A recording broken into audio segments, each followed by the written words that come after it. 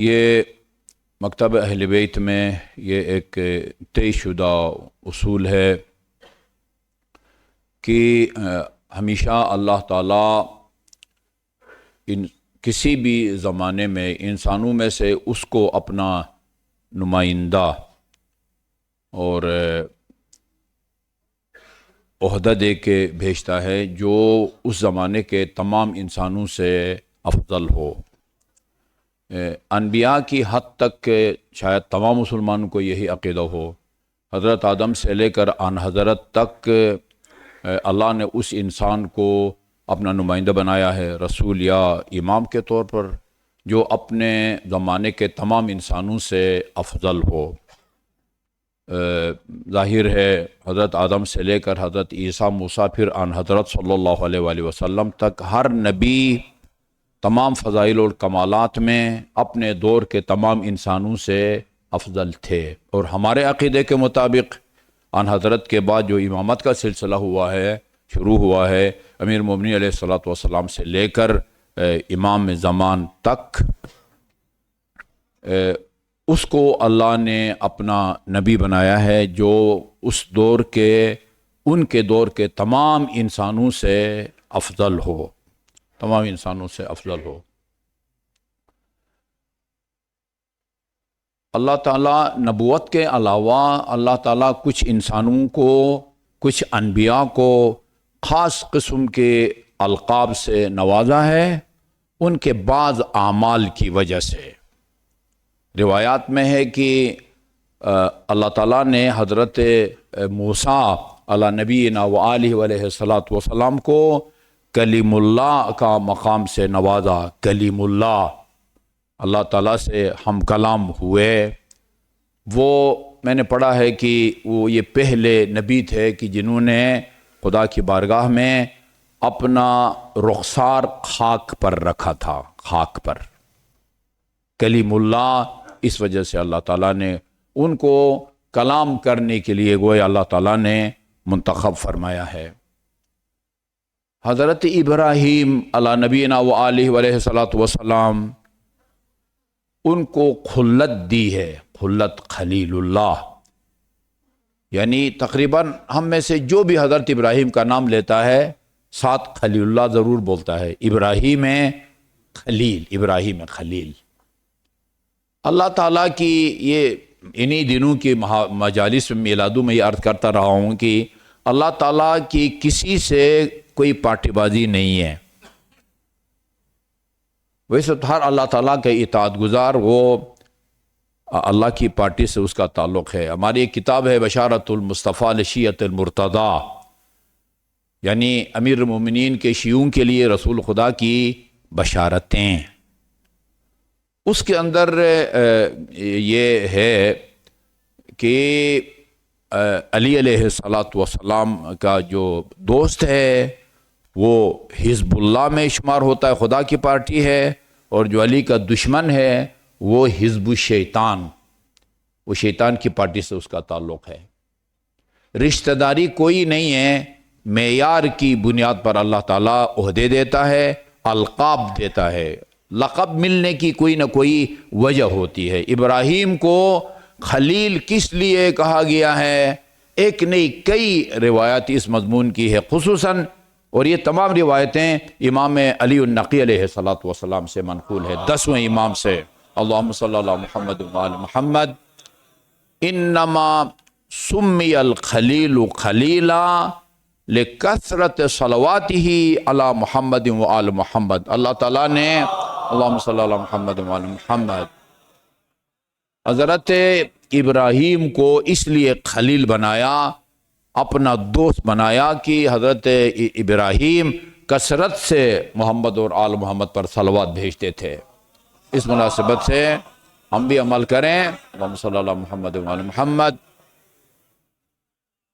ہم بھی کثرت سے محمد و آل محمد پر صلوات بھیجیں تو تھوڑی بہت جو ہے وہ خلت یا جو ہے نا وہ خدا کے دوست ہونے کی جو ہے نا کوئی نہ کوئی جھلک اللہ تعالیٰ ہم میں پیدا کر دے گا۔ ایک مرتبہ پھر محمد و آل محمد پر درود بھیجیں۔ اللہم صلی علی محمد و آل محمد۔ کل رات کی ایصال ثواب کی مجلس میں نے امیر المومنین کا ایک مختصر خطبہ بیان کیا تھا. ابھی وہ سارا بیان نہیں کروں گا، اس کا صرف ایک ابتدائی حصہ اور اس مضمون کا دوسرا فرمان امیر المومنین علیہ الصلوۃ والسلام کا. اس میں آپ نے فرمایا ہے لا تکن ممن یرجو الآخرۃ بغیر العمل. ہم صرف اور صرف قرآن اور اہل بیت سے اپنا دین لے کے اس پر عمل کرنے کے پابند ہیں.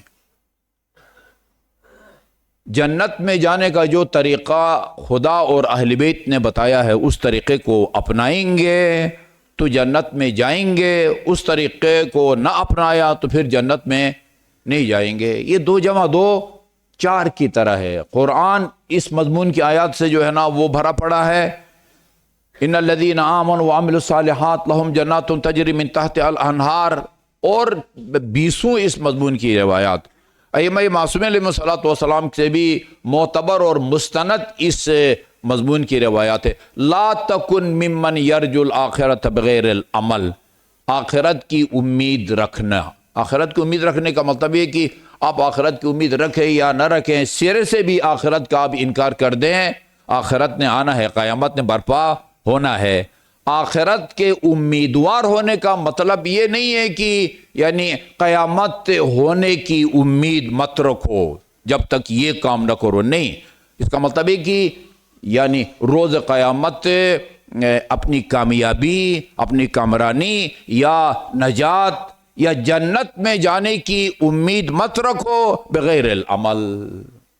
عمل کے بغیر صرف صحیح عقیدے کی بنیاد پر جنت میں جانے کی امید مت رکھو.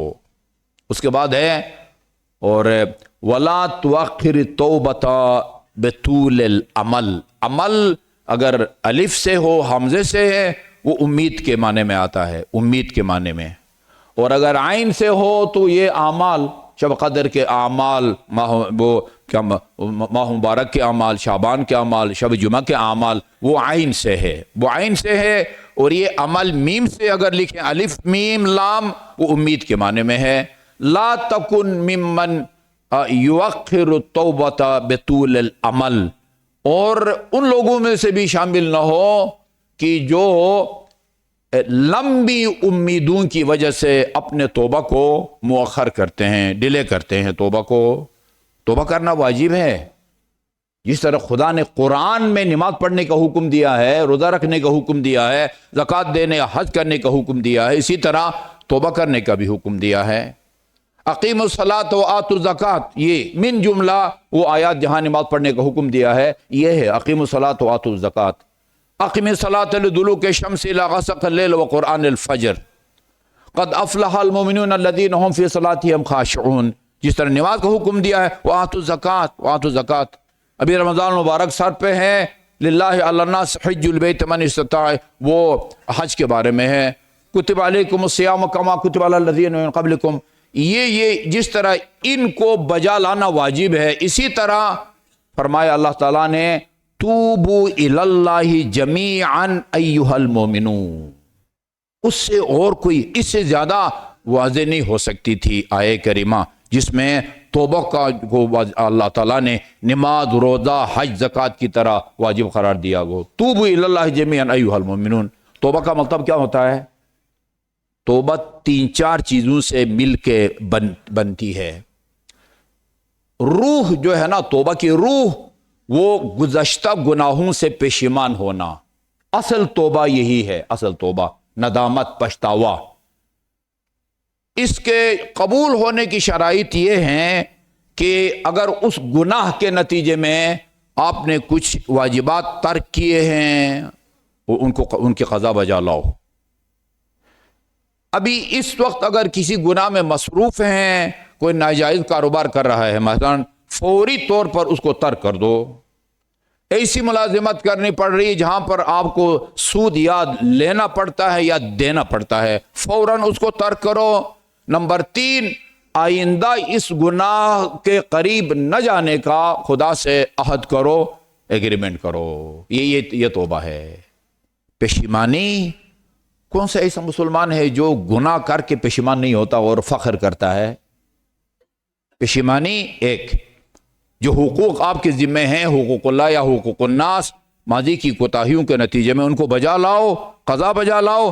بالفرض خدا نہ خواستہ ابھی اگر کسی غلط کام میں مصروف ہو، غلط کاروبار، غلط مثلا رشوت خوری وغیرہ، فوراً اس کو ترک کرو اور آئندہ نہ کرنے کا خدا سے عہد کرو۔ یہ توبہ ہے۔ توبوا الی اللہ جمیعا ایھا المؤمنین، اے صاحبان ایمان جو اپنے آپ کو مومن کہلاتے ہو، توبہ کرو، یعنی یہ کام کرو۔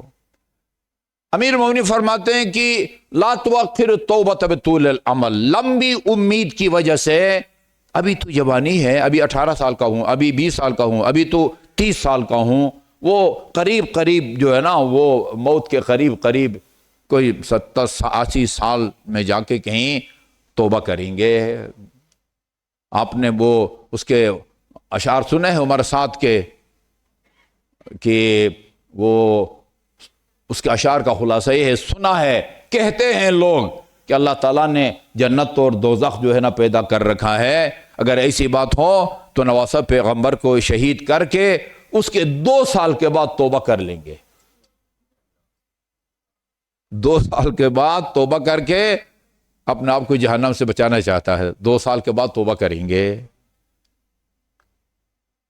یہ ایک توحید مفضل ہے امام جعفر صادق علیہ السلام کے، صلی اللہ محمد وعلی محمد، وہ مفضل ابن عمر کے لیے لیکچر آپ نے وہ لکھوائے ہیں اس کو، اس میں خدا کی پر حکمت کاموں میں سے ایک کام یہ ہے کہ خدا نے بندے سے اس کی عمر کو پوشیدہ رکھا ہے، اس کی عمر کو پوشیدہ رکھا ہے، اس لیے کہ اگر اس کو بتایا جاتا کہ تمہاری اتنی عمر ہے، اور وہ بہت پیارا نکتہ ہے یہ، اس کی عمر کم ہوتی وقت سے پہلے ہی مر جاتا وہ بندے خدا۔ اگر بتایا جاتا کہ تمہاری عمر اتنی ہے اور لمبی ہوتی، 100 سال 50 سال جو ہے وہ تمہاری عمر میں نے وہ اپنی ڈائری میں لکھی ہے، پھر وہ جرأت بڑھ جاتی اس کی نا، جرأت بڑھ جاتی۔ وہ بھی تو 100 سال ہے، اس دنیا میں عیاشی کرو، قضا روزے بھی رکھیں گے، وہ بھی پڑھیں گے جو ہے نا، وہ بعد میں بقول اس کے سنۃ طول بعد سنتین، 2 سال کے بعد ہم توبہ کریں گے۔ مدت عمر کو اللہ تعالیٰ نے پوشیدہ رکھا ہے، کوئی پتہ نہیں کب موت آئے۔ اس کا یہ نتیجہ نکلتا ہے کہ بندہ ہر وقت موت کا خوف لاقی رہتا ہے۔ کیا پتہ آج شام وہ امیر المومنین بیت المال ہر روز مستحقین میں تقسیم کر کے جھاڑو دے کے پھر تالا لگا کے نکلتے تھے۔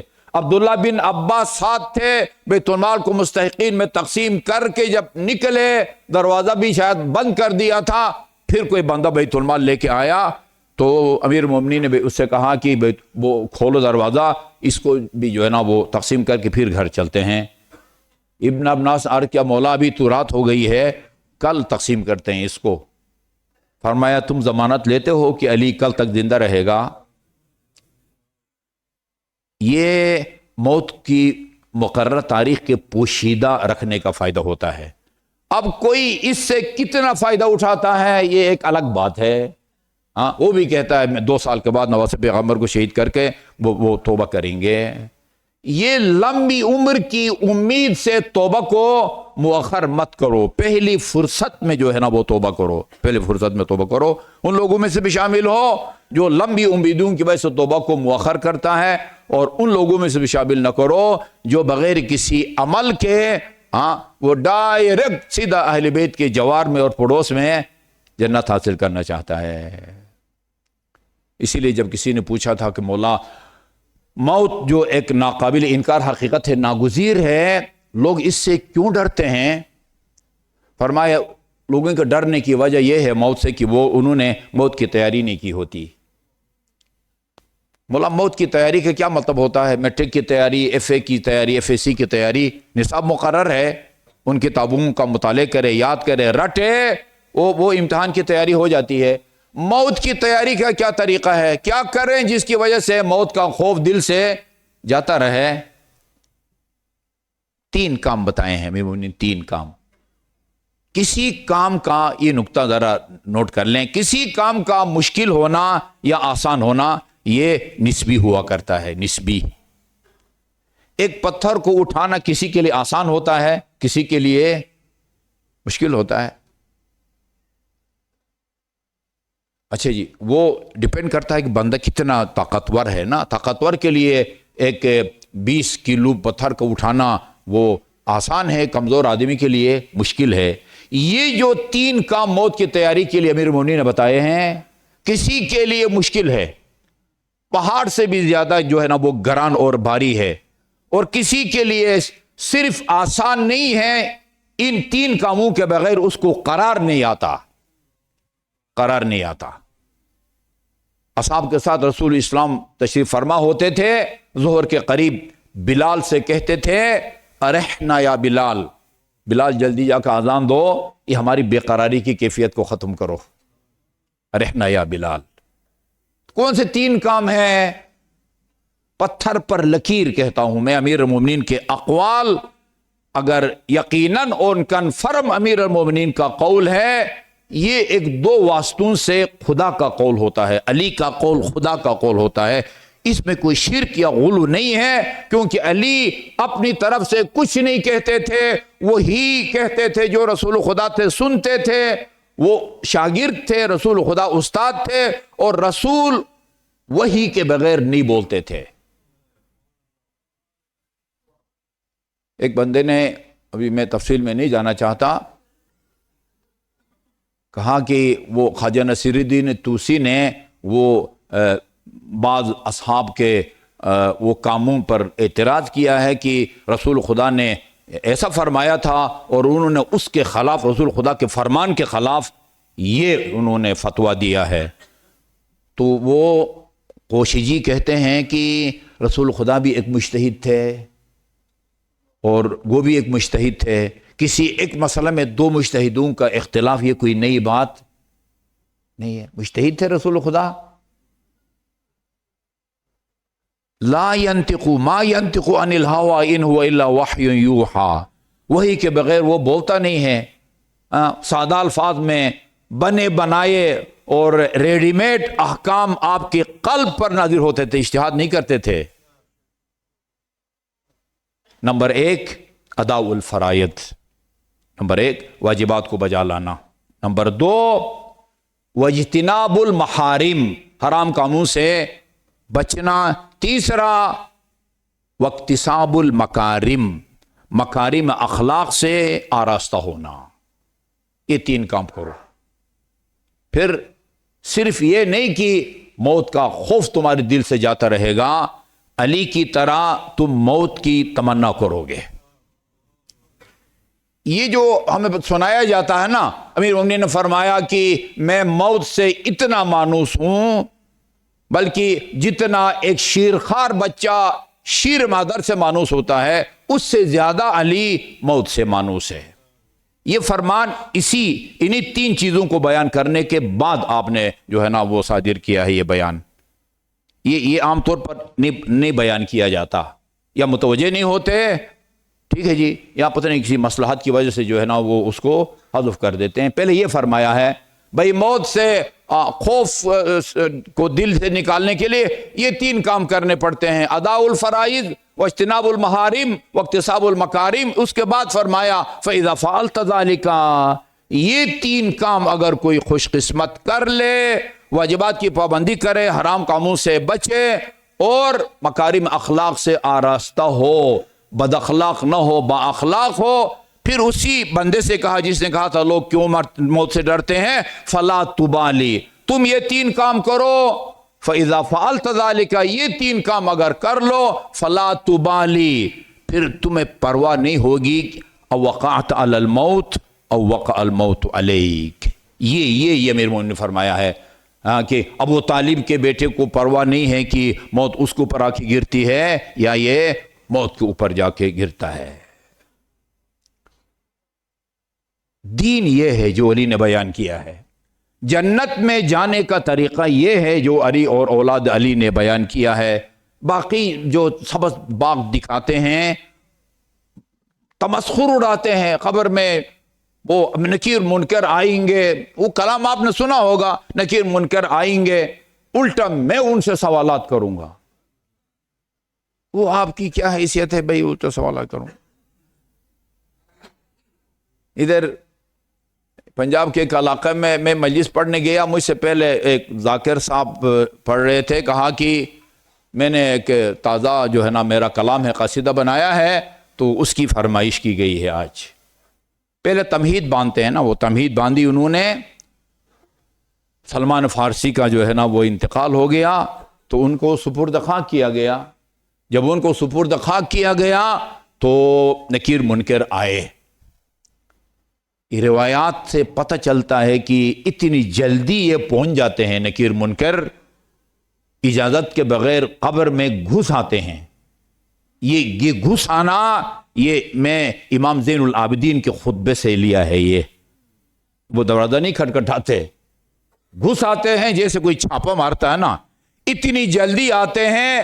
تدفین کے لیے آئے ہوئے لوگ اب قبر پر موجود ہوتے ہیں، اور جس کو سوال جواب کے لیے اٹھایا جاتا ہے، زندہ کیا جاتا ہے، وہ ان کی قدموں کی جو پتہ نہیں کیا کہتے ہیں، چاپ، وہ اس کو سنتا ہے۔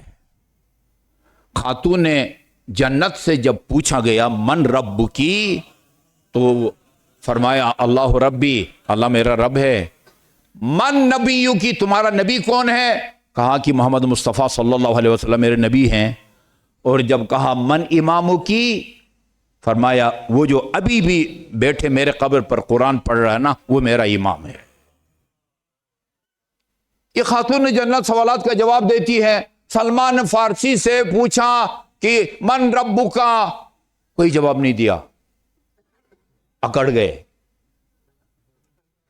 ایک دو دفعہ سوال کیا، یہ میں خود سنا ہے اس سے یہ کلام، یہ تمہید میں اکڑ گیا۔ اچھا اب وہ آگے قصیدے کے جملے مجھے یاد نہیں ہے، لیکن تمہید یہ ہے اکڑ گیا۔ ایک نے منکر نے نکیر سے یا نکیر نے منکر سے کہا کہ یہ جواب نہیں دے رہا، کہیں نشے میں تو نہیں ہے یہ؟ ہاں نشے میں ہے۔ کہا مارو، نشہ کرتا ہے یہ؟ کہا یہ وہ نشہ نہیں ہے، وہ ادھر جو شاور وغیرہ سے لا کے پڑیا لاتے ہیں، وہ نشہ نہیں ہے، یہ ولائے علی کے جو ہے نا اس میں مست ہے۔ سلمان فارسی اکڑ جاتا ہے۔ اگر اس نے اکڑ نہ ہوتا نا، اسرائیل کے سامنے اکڑ جاتا، وہ کہا کہ فی الحال جانے کا پروگرام نہیں ہے، پھر کبھی آؤ۔ وہ اسرائیل کے سامنے نہیں اکڑ سکا جی، اور قبر میں جانے کے بعد نکیر اور منکر کے سامنے خاتون جنت نہیں اکڑتی، فاطمہ بنت اسد نہیں اکڑتی۔ سلمان فارسی اذا اتاک الملکان المقربان رسولین من عند ربک، خدا کے دو نمائندے جب تمہارے پاس آئیں اور تم سے پوچھیں تو ان کے ان سوالات کے تم نے یہ جوابات دینے ہیں۔ یعنی سلمان فارسی اس لیے اس کو اہل بیت میں شامل کیا گیا ہے کہ وہ خدا کے نمائندوں کے سامنے اکڑتا ہے۔ وہ پڑھ کے چلے گئے۔ میں نے کہا کتنا بڑا الزام ہے یہ سلمان فارسی پر۔ ٹھیک ٹھاک داد لے کے چلے جاتے ہیں آگے۔ افسوس، یعنی یہ بھی افسوس ہے کہ یہ اس طرح کی باتیں کریں، اس سے زیادہ افسوس یہ ہے کہ پھر ان باتوں کی داد ملتی ہے، اور کاش کہ صرف داد ملے، بہت کچھ مل جاتا ہے۔ ہاں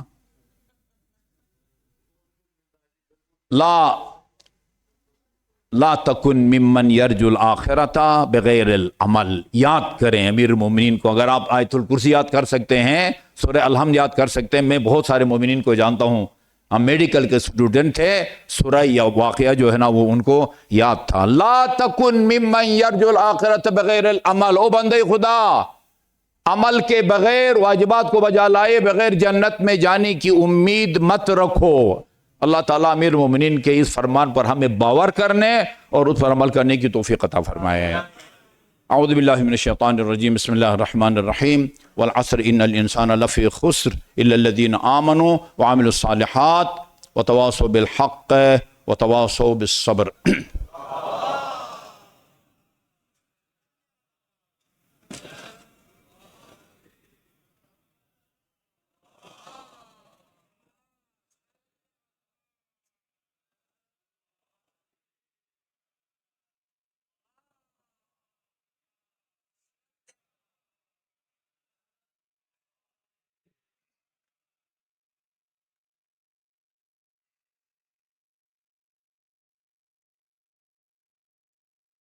اعوذ باللہ من الشیطان اللعین الرجیم بسم اللہ الرحمن الرحیم الحمدللہ رب العالمین والصلاة والسلام علی خیر خلقہ محمد وآلہ الطیبین الطاہرین ولا سیما علی ابن امہ امیر المؤمنین علی بن ابی طالب علیہ الصلاة والسلام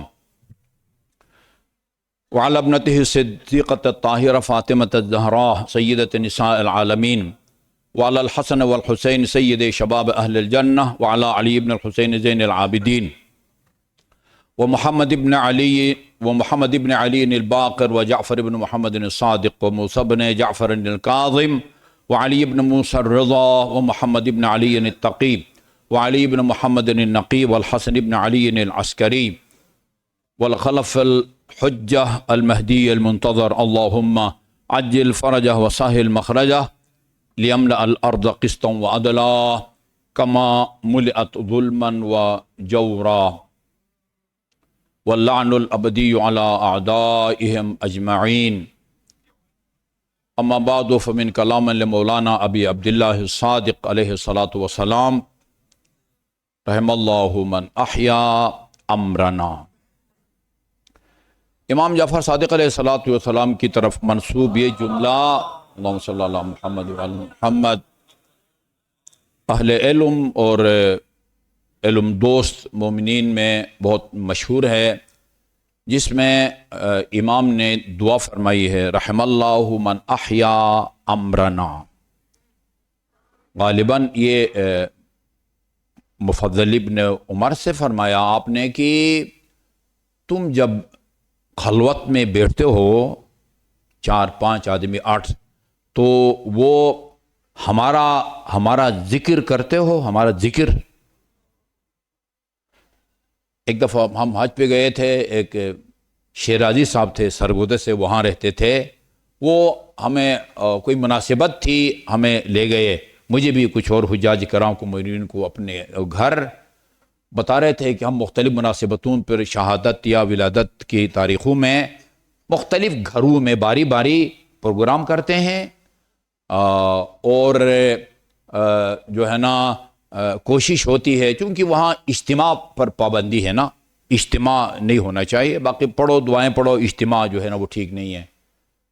میرے خیال میں مسجد قباء یا مسجد ذوالقبلتین مدینے میں وہ ایک مختصر سی دعا تھی، سب پورا کاروان نہیں، 200-300 کا تھا، 4-5 آدمی تھے، تو میں دعا آہستہ آہستہ پڑھ رہا تھا، وہ بھی میرے ساتھ آہستہ آہستہ پڑھ رہے تھے، تو ایک صاحب آئے، کہا کہ آپ کتاب بند کریں۔ وہ جو دعا پڑھ رہا تھا میں نے اس کو پڑھ کے دعا اس کو سنائی، وہ گناہوں کا اعتراف وغیرہ تھا۔ میں نے کہا یہ کوئی شرک کے جملے ہیں؟ کہا نہیں میرا مطلب یہ نہیں ہے، یہاں تجمع منع ہے، تجمع اجتماع منع ہے، وہاں اجتماع منع ہے، پالیسی ہے جو ہے نا وہ منع ہے۔ تو وہ کہہ رہے تھے کہ ہم ایسا کرتے ہیں کہ وہ جس گھر میں پروگرام ہو ایک کیک لا کے رکھتے ہیں، کیک، وہ اگر خدا نہ خواست کوئی آیت یہ کیوں ہے تو ہم کہتے ہیں یہ فلان جو ہے نا ان کا وہ سالگرہ تھا تو وہ کیک کاٹنے کے لیے جو ہے نا وہ ہم جمع ہوئے ہیں۔ خدا کا شکر ادا کریں اس نعمت پر جو آپ کے پاس موجود ہے۔ جی چوک کے اوپر شامیانے لگا کے چاروں طرف سے راستے بند کر کے عشرہ سید الشہداء مناتے ہیں آپ۔ حیدری چوک ہے نا، مجھ کم از کم یہ میری مثال میرے سامنے ہے، راولپنڈی میں حیدری چوک ہے، چاروں طرف راستے بند کر کے عشرہ مناتے ہیں، ایک نامور عالم دین عشرہ پڑھتا ہے۔ یہ آپ کا جمعہ ہے، آپ کی مجالس ہیں، پوری دنیا میں نشر ہوتے ہیں، الحمدللہ۔ اس آزادی کی نعمت کا شکر ادا کریں، آزادی کی۔ کہا کہ ہاں ہمارا ذکر کرتے ہو، کہاں مولا ذکر کرتے ہیں۔ عجیب جملہ فرمایا ہے قسم کھا کے، واللہ انی احب روحکم وریحکم، میں تمہاری روحوں سے بھی محبت کرتا ہوں اور تم سے اٹھنے والی خوشبو سے بھی محبت کرتا ہوں۔ وہ اور کوئی فرشتے نہیں ہیں، آپ ہی ہیں جن کے دل میں اہل بیت اطہار علیہ الصلوۃ والسلام کی محبت اور ولایت کا چراغ روشن ہے اور ان کی یاد مناتے ہیں۔ خدا رحم کرے اس آدمی پر جو ہمارے امر کو زندہ رکھے۔ قیل وما احیاء امرکم، آپ کے امر کی زندہ رکھنے کا مطلب کیا ہے فرزند پیغمبر؟ فرمایا ہماری تعلیمات کو حاصل کرو، یا مدرسے میں جا کے حاصل کرو، کسی عالم دین کے پاس جا کے، ہر موضوع پر کتابیں لکھی گئی ہیں، اردو میں موجود ہیں، عقائد پر اردو میں کتابیں موجود ہیں، فقہی مسائل پر موجود ہیں، اخلاقیات پر موجود ہیں، مستند تاریخ پر مشتمل کتابیں موجود ہیں۔ شیخ مفید کی معتبر ترین کتاب ائمہ معصومین کے حالات زندگی کے بارے میں ارشاد مفید، مولانا صفدر حسین مرحوم نے تذکرۃ الاطہار کے نام سے ترجمہ کیا ہے، پڑھیں اس کو پڑھیں۔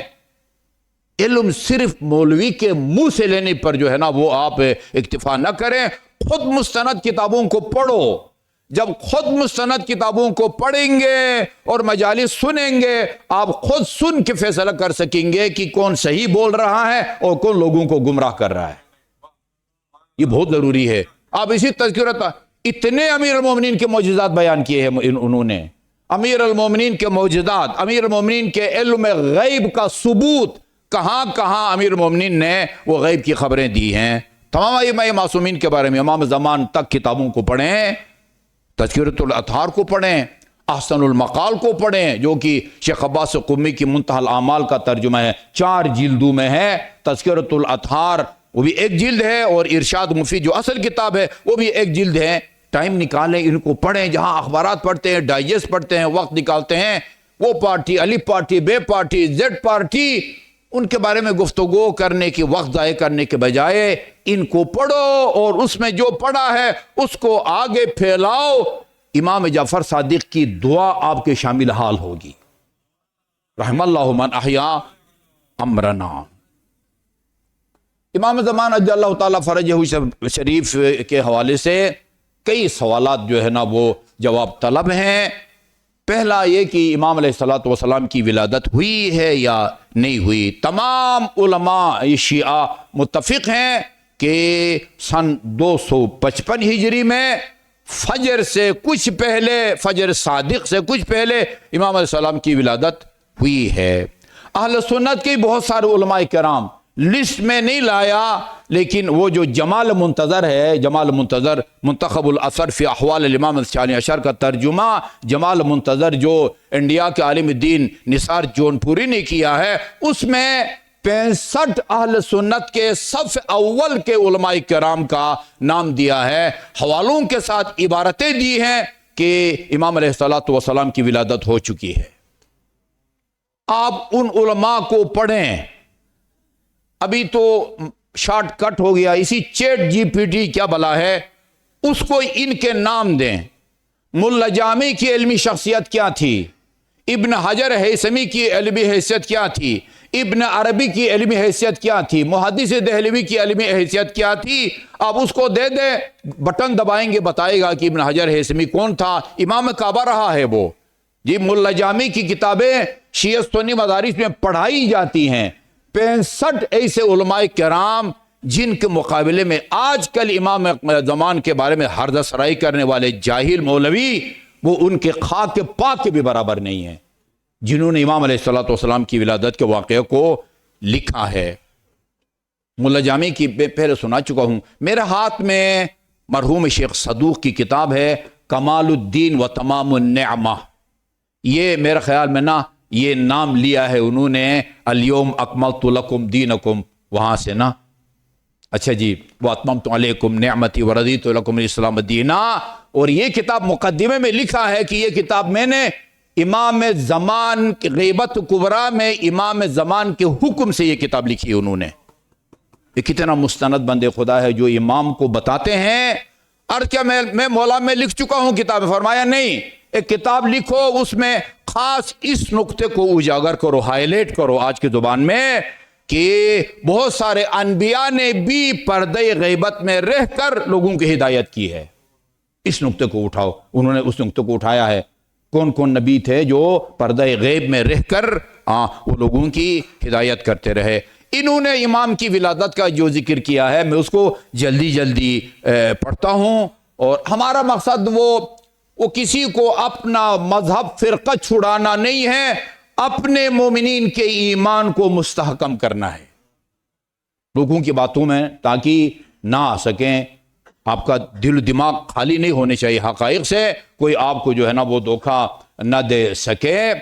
جناب حکیمہ فرماتی ہیں کہ بعث الی ابو محمد، امام حسن عسکری کی کنیت ابو محمد ہے، انہوں نے میری طرف بھیجا، فرمایا یا اما اجعلی افطارک اللیل عندنا، آج میں روزے سے تھی. اچھا، یہ امام زمان کی ولادت سے قطع نظر اور اس سے پہلے بھی 15 شعبان کی اپنی ایک فضیلت تھی.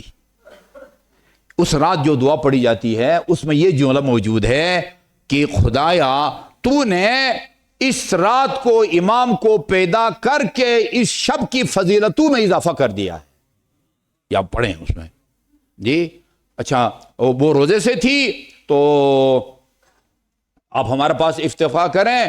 اس کے بعد فرمایا فقال یا اما، ہمارے پاس کریں. فَإِنَّهَا لَيْلَةُ النِّصْفِ مِنْ شعبان، اس لیے یہ شعبان کی 15 کی رات ہے. فَإِنَّ اللَّهَ تَبَارَكَ وَتَعَالَى سَيُظْهِرُ فِي هَذِهِ اللَّيْلَةَ الْحُجَّةَ فِي أَرْضِهِ، آج کی رات اللہ اپنی حجت کو اس زمین میں ظاہر کرنے والا ہے. قالت، جناب حکیمہ فرماتی ہیں، حکیمہ امام حسن عسکری کی پھوپھی تھی اور امام علی نقی 10ویں امام کی بہن تھی جی. وہ کہتی فقلت له من امه، اتنا مخفی رکھا تھا اللہ تعالیٰ نے امام کی ولادت کو، جس طرح حضرت موسیٰ کی ولادت کو مخفی رکھا گیا تھا. من امه، یہ عجیب ہے نا قدرت کا نظام. ہاں، وہ سگے جو ہے نا وہ بھتیجا بنتے تھے نا امام حسن عسکری کے، ان کو پتہ نہیں ہے، ان کو پتہ نہیں ہے کہ جو ہے نا وہ امام حسن عسکری کی جو زوجہ ہے وہ امید سے ہے، ان کو نہیں پتہ. کہتے من امہ، ان کی والدہ کون ہوگی؟ قال نرجس، نرجس جو ہے نا اس سے جو ہے نا وہ حجت خدا پیدا ہوں گے. قلت، میں نے عرض کیا جعلنی اللہ فداک ما بہا اثر، خدا مجھے آپ پر قربان کر دے. یہ جناب حکیمہ فرماتی ہیں خدا مجھے آپ پر قربان کر دے، ما بہا من اثر، اس میں اس طرح کے آثار مجھے نظر نہیں آ رہے، کوئی حمل کے کوئی آثار نہیں ہیں. یعنی رات کو، جس رات کی صبح کو فجر سے پہلے جس خاتون کے ہاں ولادت ہونے والی ہو، اس کی جسمانی ساخت اور بناوٹ کا ہر کوئی اندازہ لگا سکتا ہے. فقال هو ما اقول لکی، آپ میری بات میں شک نہ کریں، وہی ہوگا جو میں کہہ رہا ہوں. اچھا جی. قالت فجئت، میں اپنے گھر سے آئی امام حسن عسکری کے گھر. فلما سلمت وجلست، میں جب امام کے گھر داخل ہوئی میں نے سلام کیا. جاءت تنزع خفی، جناب نرجس امام حسن عسکری کی زوجہ اور امام زمان کی والدہ گرامی آگے بڑھی اور انہوں نے میرے جوتے یا جرابیں اتارنا شروع کر دیا. قالت یا سیدتی، کہ اچھا جی. اس کے بعد حفی وقالتی کہا کہ یا سیدتی کیف امساتی، یا سیدتی، جناب نرجس جناب حکیمہ سے کہتی یا سیدتی، آقازادی، محترمہ. اردو میں تو سید کہتے سردار، سیدتی کا ترجمہ ابھی یا محترمہ کریں یا آغازادی کریں. کیف امساتی، آپ نے شام کیسے کی ہے، یعنی وہ مطلب خیریت دریافت کرنے کے لیے یہی کہا جاتا ہے. کیف اصبحتا کیف امسیتا، تو فرمایا بل انت سیدتی و سیدت اہلی، مجھے آپ سیدہ نہ کہیں، آپ سیدہ ہیں اور میرے تمام اہل و عیال کی آپ سیدہ ہیں، مجھے آپ سیدہ نہ کہیں. قالت،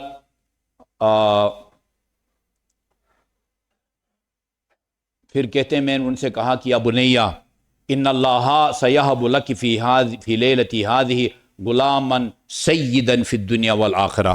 جناب حکیمہ امام حسن عسکری کی بات کو بنیاد بنا کے جناب نرجس سے کہتی کہ آج کی رات اللہ آپ کو ایسے ایک مولود عطا فرمائے گا جو دنیا میں بھی سید و سردار ہوگا اور آخرت میں بھی سید و سردار ہوگا. قالت، جناب حکیمہ کہتی ہیں فخجلت واستحیت، ظاہر ہے शर्मा गई जनाब नरजिस। फलम्मा अन फरिग़्तु मिन सलात अल-इशा आखिरा, जब मैं नमाज इशा से फारिग हुई, इफ्तार किया और मैंने जो है ना वो अपने बिस्तर पर चली गई, वही नाइमा, उस वक्त जनाब नरगिस जो है वो सो रही थी। और लैस बिहा हादिसुन, जी हाँ, और कोई इस तरह के आसार नहीं थी। बिन में ताक़ीबात में मसरूफ़ हो गई, फिर मैं लेट गई और अचानक जो है वो घबरा के उठी और फिर उठी आप भी और आपने भी नमाज पढ़ी और जो है ना फिर दोबारा आपने आराम किया। क़ालत हकीमा, जनाब हकीम, ख़रजतु अतफ़क़्क़दुल फ़ज्र, मैं निकली ये देखूं कि फजर का वक्त जिसके बारे इमाम ने पेशगोई की थी, फजर के वक़्त बच्चा पैदा होगा, उसको देखने के लिए मैं निकली। फ़इज़ा बिल फ़ज्र अल अव्वल, अभी फजर सादिक का वक्त नहीं हुआ था, फजर काज़िब कहते हैं, फजर अव्वल भी कहते हैं, फजर काज़िब भी कहते हैं। लंबाई में एक सफ़ेदी नमुदार होती है थोड़ी देर के लिए, फिर वो गायब हो जाती है, उसके बाद फिर अर्ज में चौड़ाई में एक सफ़ेदी नजर आती है, वो फजर सादिक कहलाती है। उसके बाद आप नमाज पढ़ सकते हैं और उस वक़्त तक जो है ना वो सहरी खा सकते हैं। जी हाँ, अच्छा, वो सो रही थी। फदखलतनी अशुकूक, ये देखें, ये इल्म इमाम की या इल्म इमामत की एक झलक देखें। इमाम ने फरमाया था फजर के करीब बच्चा पैदा होगा। फदखलतनी शुकूक, शुकूक व शुबहात मेरे दिल में पैदा होने लगे।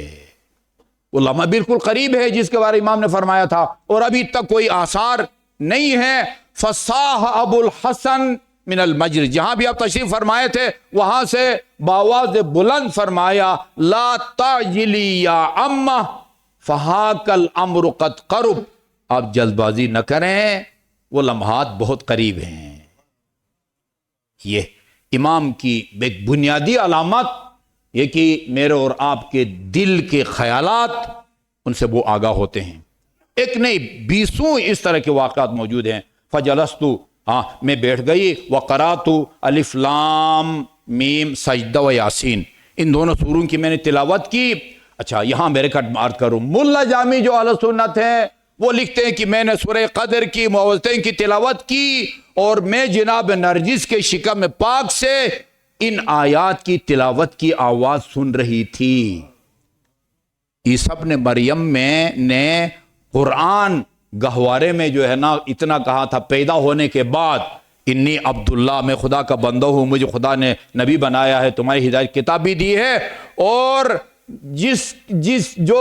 जिसके पीछे ईसा इब्न मरियम नमाज पढ़ेंगे वो शिकम पाक में कुरानी आयात की तिलावत करते हैं। फबैनमा न कज़ालिक इज़ तबहत फ़ज़अतन फ़ज़अतु इलैहा, एक मतलब घबरा के उठी, मैं भी चली गई। फ़क़ुल्तु इस्मिल्लाहि अलैका सुम्मा क़ुल्तु लहा अहतसबीन शैआ, कहा मैंने अर्ज किया कुछ महसूस कर रही है? नाम या अम्मा, हाँ। फ़क़ुल्तु लहा अजमई नफ्सक वजमई क़ल्बका फ़हुवा क़ुल्तु मा लका, आप जैसे कहते हैं संभल के रहें, घबराए नहीं, वही होगा जो इमाम ने बताया है और फिर मैंने आपको बताया। क़ालत फ़अख़ज़तनी फ़तरतन व फ़तरतन फ़न्तबहत बिहिस्स फ़न्तबहतु बिहिस्स सय्यदी, वो आपकी आवाज़ से मैं बेदार हुई। फ़कशफ़तु थौबा, मैंने पर्दा हटाया। फ़इज़ा अना बिही, मैंने देखा कि वो हुज्जत खुदा साजिदन यतलक़्क़ल अर्ज़ बिमसाजिदिही, सजदे में है और 7 आज़ा जो हालत सजदे में ज़मीन पर होने चाहिए, दोनों हथेलियाँ, दोनों पाँव के अंगूठे, पेशानी और जानू, घुटने आपके ज़मीन पर थे। फ़ज़ममतुहु इलैया, मैंने आपको सीने से लगाया, मैंने देखा कि आप साफ सुथरे हैं। बात दूसरी किताबों में गालिबन अन-नज्म साक़िब, मुहद्दिस दूरी ने लिखा है कि पहले जिब्राइल और मीकाईल और बाकी फरिश्तों ने कौसर से आपको गुस्ल दिया, उसके बाद जनाब हकीमा ने। फसाह अबू मोहम्मद ने कहा कि हलुमु इलैया इब्नी, हाँ मुझे मेरे बेटा ला दें। फजतु बिही फवज़अ यदैहि तहत इल्यतैहि, आपने अपने दोनों हाथ आपके पुश के नीचे रखे और जिया ववज़अ क़दमैहि अला सदरिही, अजीब बात है, और नौमौलूद के दोनों कदम आपने अपने सीने पर रखे। सुम्मा अदला लिसानहु, وہ جس طرح امیر المومنین کی ولادت کے موقع پر رسول خدا نے اپنی زبان علی کے منہ میں دی تھی، امام حسن عسکری نے بھی اپنی زبان امام زمان کے وہ منہ میں دیا، اور وہ امر یدہ علی عینیہ، آپ نے آنکھوں پر ہاتھ پھیرا، کانوں پر ہاتھ پھیرا، جسم کے جہاں جہاں جوڑ تھے وہاں بھی آپ نے ہاتھ پھیرا، ثم قالت تکلم یا بنیا، پھر حکم دیا کہ بیٹو اب بولو، فقال اشہد ان اللہم صلی علی محمد وعلی محمد، فقال اشہد ان لا الہ الا اللہ وحدہ لا شریک لہ واشہد ان محمد رسول اللہ۔ اچھا، اس کے بعد ثم صلی علی امیر المومنین، پھر امیر المومنین پر درود و سلام بھیجا، والائمۃ، اور باقی اماموں پر، امام حسن امام، اور الی ان وقف علی ابیہ، پھر اپنے بابا تک پہنچ کے روب کی وجہ سے رک گئے۔ ثم قال ابو محمد، پھر امام حسن عسکری فرماتے یا اما اذهبی الی امہ لیسلم علیہا، ان کی والدہ کے پاس لے جائیں تاکہ اپنے والدہ کو سلام کر سکیں، جی ہاں، وَأْتِنِي بِهِ، پھر اس کو میرے پاس لے آئیں، فَذَهَبْتُ بِهِ فَسَلَّمْ عَلَيْهَا، آپ گئے اپنے مادر گرامی کو سلام کیا، اور پھر میں واپس لے آیا اور اسی جگہ میں نے رکھا۔ ثم قال یا اما اذا كان يوم السابع فآتینا، ساتویں دن آپ ہمارے پاس تشریف لیں۔ قالت فاطمہ، حکیمہ فرماتی ہیں فلما اصبحت، ایک ہفتے کے بعد کہا تھا، دوسرے دن جیسے ہی صبح ہوئی مجھ سے رہا نہیں گیا اور سلام کے لیے میں وہاں پہنچا، لأسلم علی ابی محمد، تاکہ امام حسن عسکری کی خدمت میں سلام عرض کروں، وکشفت السترہ، وہ پردہ اٹھایا جہاں امام علیہ السلام کو رکھا گیا تھا، لأتفقد سیدی، تاکہ اپنے امام کو دیکھوں، فلم ارہ، مجھے کچھ بھی نظر نہ آیا، وقلت جعلت فداک ما فعل سیدی، میں نے امام حسن عسکری کی خدمت میں عرض کیا کہ میرے سید و سردار حجت خدا وہ نظر نہیں آ رہے۔ قال یا اما استودعناہ الذی استودعتہ ام موسیٰ، جس ذات کے جناب موسیٰ کی والدہ نے جس ذات کے حوالے موسیٰ کو کیا تھا، میں نے بھی اپنے لخت جگر کو اس ذات کے حوالے کر دیا ہے، اس کے سپرد کر دیا ہے۔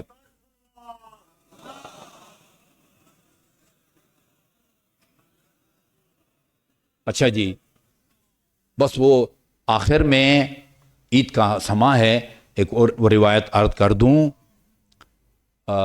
یہ کئی کتابوں میں لکھا ہوا ہے، کئی کتابوں میں، یہ کئی جگہ پہ میں نے سنایا بھی ہے کہ ابلیس جو ہے نا، ابلیس وہ اپنی زندگی میں کئی دفعہ چیخا ہے، نالے اس کے بلند ہوئے ہیں۔ ایک جب 27 رجب کو ان حضرت کی بعثت کا اعلان ہوا ہے، چیخ کی آواز امیر مومنین نے بھی سنی، رسول خدا سے فرمایا یا رسول اللہ یہ کس کی چیخ کی آواز سن رہا ہوں؟ کہا کہ یہ شیطان ہے جو اپنے پوجے جانے سے مایوس ہو گیا ہے، ہاں، میرے رسالت کے باضابطہ اعلان کی وجہ سے۔ دوسرا، اس وقت وہ اس کی چیخ نکل گئی ہے جب میدان غدیر خم میں من کنت مولاہ فہذا علی، مولا کا اعلان ہوا، اور یہاں کہتے جیسے ہی امام زمان کی ولادت ہوئی ہے اس کی چیخ بلند ہوئی، جیسے ہی اس کی چیخ بلند ہوئی باقی شیاطین، اس کے کارندے یا اس کے فوجی، انہوں نے کہا کہ یا سیدنا، ہاں ان کا وہ ہے نا سردار ہے، کہا کہ سیدنا یہ خیریت تو ہے، کیوں چیخ رہے ہیں؟ کہا کہ ولی اللہ آج دنیا میں تشریف لے آیا ہے، ادھر ہی۔ اچھا، کہا کہ ولی اللہ دنیا میں، ولی اللہ آتے رہتے ہیں، یا رسول اللہ۔